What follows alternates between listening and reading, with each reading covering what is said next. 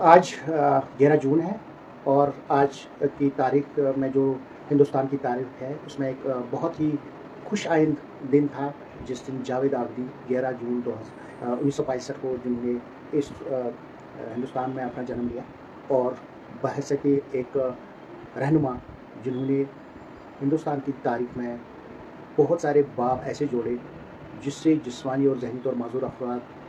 की बहबूदी, उनकी नशोनुमा, उनकी जिसे ओवरऑल डेवलपमेंट बोलते हैं वो हो गई।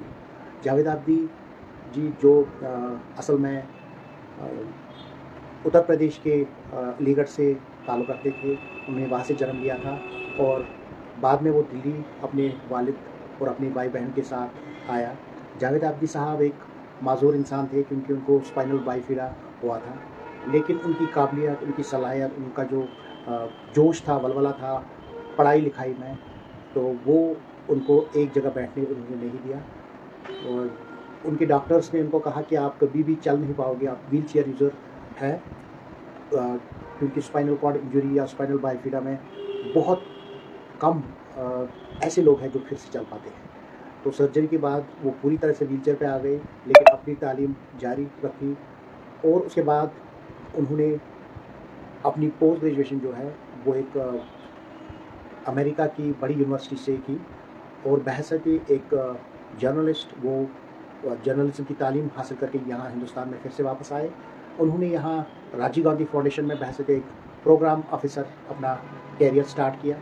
क्योंकि वो चाहते थे कि माजूर अफराद के लिए कुछ हो,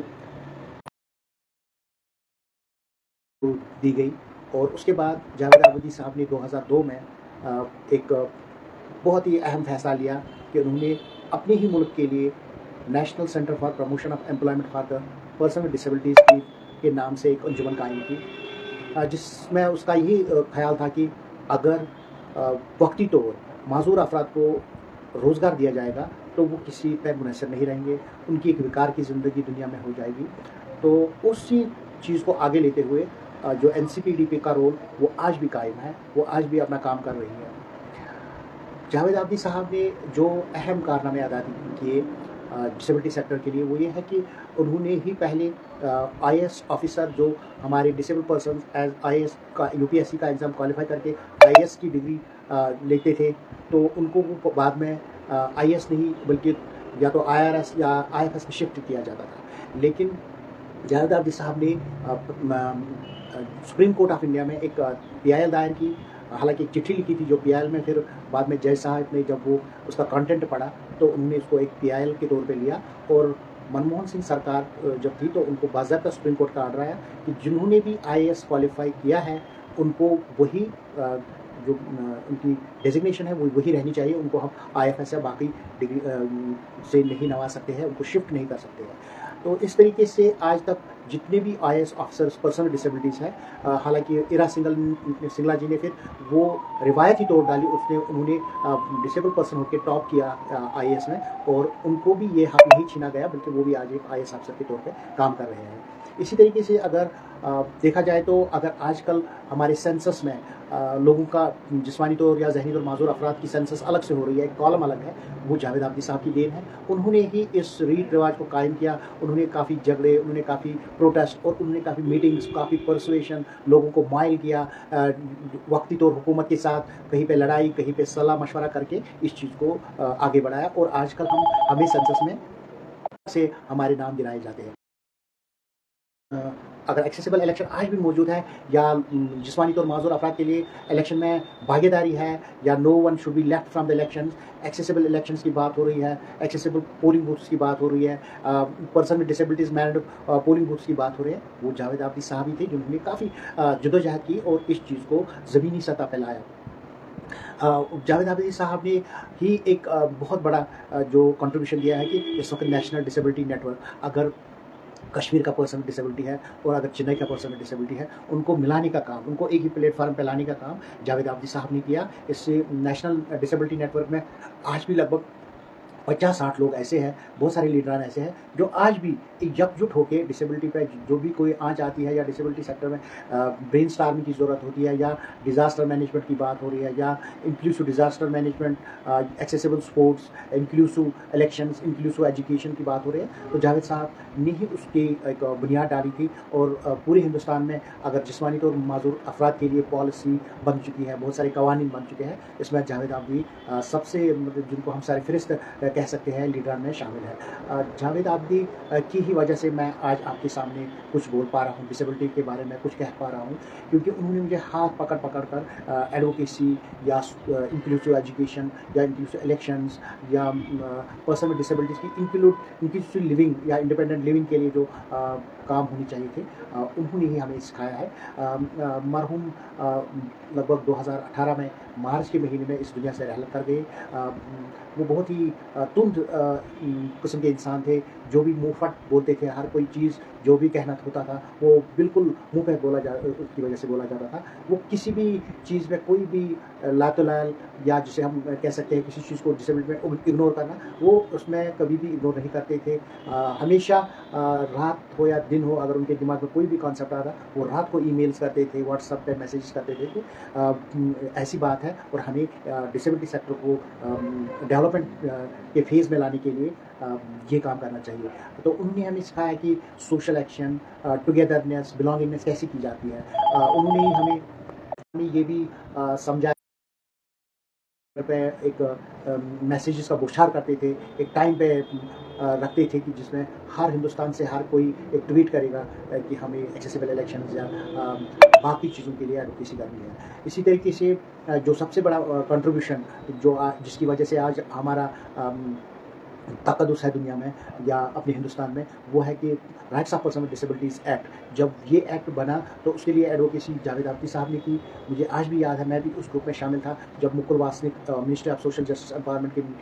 का ओहदा संभाल रहे थे, और हमने उनके दरवाजे पहले पे प्रोटेस्ट किया। बाद में मुकुल जी ने हमें अंदर बुलाया, 5-6 बंदे हम अंदर गए, क्योंकि वो खुद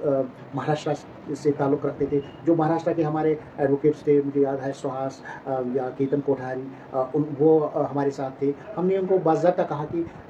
जो rights of person with disabilities act है उसको बनाने के लिए जो हिंदुस्तान ने 2007 में UNCRPD पे दस्तखत किए हैं, जो हमारी उस वक्त की प्रेसिडेंट प्रतिभा देवी सिंह पाटिल जी थी, उन्होंने जो रेटिफाई किया है हमारे UNCRPD को, तो हमें लॉ को हार्मोनाइज करना बहुत ज़रूरी है। मुकुल वासनिक जी ने भी एक्सेप्ट किया और 2010 में सुधा कोल कमेटी का गठन हुआ, और उसी टाइम से एक मौका आया हमें भी उसमें सजेशंस देने के लिए। कंसल्टेशन थ्रू आउट इंडिया हुई, पूरी डिसेबिलिटी सेक्टर ने उसमें पार्टिसिपेट किया। Thalassaemia, haemophilia, sickle cell anaemia, जो ब्लड डिसऑर्डर्स थे, या जितनी भी एसिड अटैक विक्टिम थे, या ट्रांसजेंडर्स थे, या जो न्यूरोलॉजिकल कंडीशन के लोग थे, पार्किंसन डिजीज़ के थे, उनके लिए भी जावेद साहब ने उस वक्त एडवोकेसी की, और बाज़ाब्ता 21 किस्म की disabilities rights of person with disabilities act में आई। और उन्हीं की बदौलत एक छोटा सा चैप्टर है rights of person with disabilities act में, जहाँ पे जो सीवियर कंडीशन में पर्सन विद डिसेबिलिटीज़ है, जिनकी हाई सपोर्ट नीड्स है, तो उनके लिए अलग एक चैप्टर बना के उनकी केयर के लिए गवर्नमेंट को एक कमिटीज़ बनानी चाहिए और देखना चाहिए कि इनके लिए कितना ज़्यादा खर्चा आता है, वो देना चाहिए। हालांकि इस वक्त पर्सन विद डिसेबिलिटीज़ एक्ट पूरी तरह से इम्प्लीमेंटेड भी नहीं है, लेकिन उसको पास कराने में जब कांग्रेस और बीजेपी सरकार की पार्टीज़ आपस में इत्तेफाक नहीं करते थे, क्योंकि बहुत सारी बिल्स उस वक्त पार्लियामेंट में आ रही थी, तो 16 दिसंबर को जब पार्लियामेंट का, ये मैं 2016 की बात कर रहा हूँ, 16 दिसंबर को जब last day of the parliament था, तो जावेद आबदी साहब ने हमें पूरे डिसेबिलिटी नेटवर्क को दिल्ली बुलाया और अपने अपने पार्लियामेंटेरियन से बात कराई। मुझे आज भी याद है, मैंने अपने ग्रुप के साथ गुलाम नबी आज़ाद साहब, जो कि उस वक्त अपोजिशन पार्टी के सरकार का लीडर थे, और जो PDP के हमारे यहाँ राज्यसभा मेंबर जो थे नज़ीर अहमद लावई साहब, या जो बाकी पार्लियामेंटेरियंस थे लद्दाख से, तो हम उनके पास गए और उनको यही रिक्वेस्ट की कि जो rights of person with disabilities act है, इसको अमल आवरी के लिए, उसको पास करने के लिए आपको पार्लियामेंट में डिसेबिलिटी सेक्टर के लिए एक सपोर्ट देना है। तो शुक्रगुजार हूँ मैं उन पार्लियामेंटेरियंस का, खासकर गुलाम नबी आज़ाद साहब का, जिन्होंने बाज़ाब्ता बाकी चीज़ों पर काफ़ी लड़ाई की, लेकिन जब rights of person with disabilities act के पास होने के लिए ये बिल आई तो सब ने एकजुट होकर इस डिसेबिलिटी बिल को एक्ट में तब्दील किया। तो आज अगर हम इस शख्सियत को मग़फ़िरत की दुआ करेंगे या इसके लिए और रब से जन्नत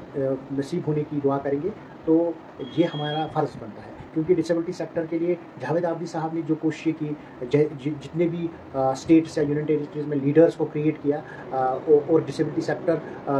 को उस पायदाने पे खड़ा किया जहाँ पे हम सोचते थे शायद जो अमेरिका में, जो यूएस में,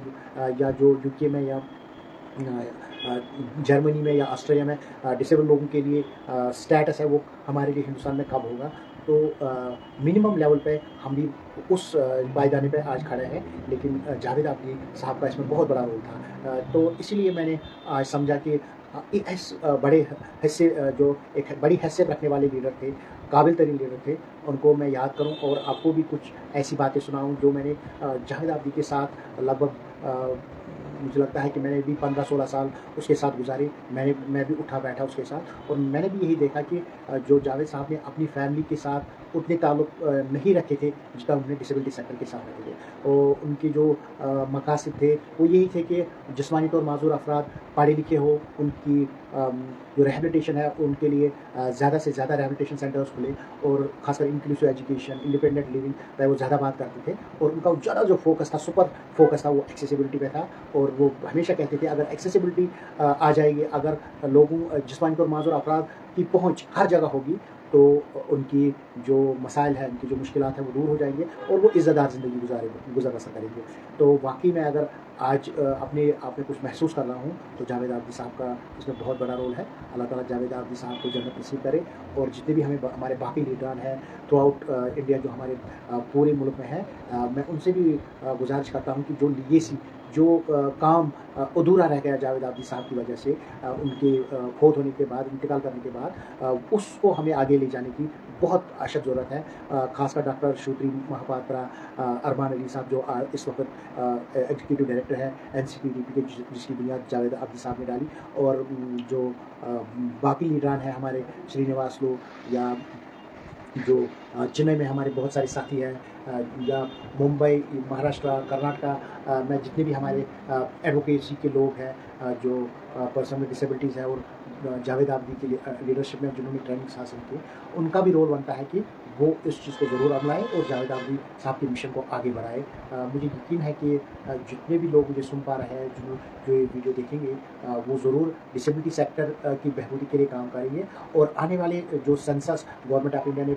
अनाउंस किया कि लगभग मई में अगले साल सेंसस होने वाला है, तो उसके लिए जो प्री सेंसस प्रेपरेशंस हैं, तो हमें इंक्लूसिव सेंसस के लिए ज़रूर काम करना चाहिए, क्योंकि जावेद आबदी साहब हमेशा इस बात पे यकीन रखते थे कि अगर हमारा जो काउंट है, अगर जो हमारी जो सेंसस है, जो हमारा पॉपुलेशन का काउंट है, अगर वो पूरा आ जाएगा सामने, तो एक प्रॉपर पॉलिसी और मुल्क को प्रॉपर प्लानिंग करने के लिए एक मौका मिल जाएगा। और मैं प्राइम मिनिस्टर साहब से भी गुजारिश करता हूँ कि